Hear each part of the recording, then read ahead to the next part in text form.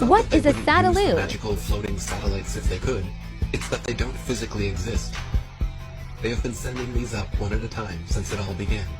I will allow them to explain it. It's also the genesis for NASA's newly developed super pressure balloon. The reason for super pressure balloon is they have absolutely stable altitude day night, and it doesn't matter how cold the atmosphere is. They are sealed. So your shape is always the same, you always displace the same amount of air, and therefore you have the same amount of buoyancy all the time. NASA's been using balloons for science research for over 30 years.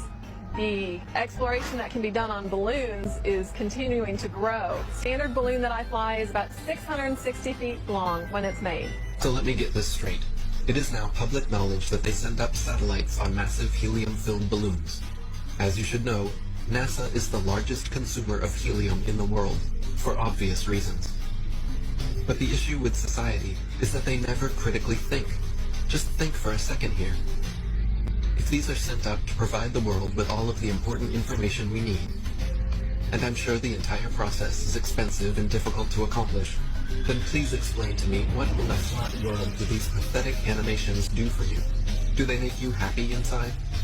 Are they so super duper cool that you cannot see past the obvious CGI? The fact of the matter is everything NASA sends up on a balloon simply hovers above our motionless Earth. That is why they rarely speak about orbiting satellites, and of course, they never show footage.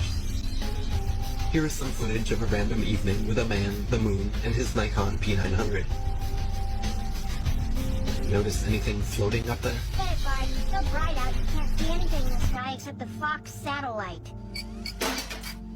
No, Lisa. And these satellites come crashing down.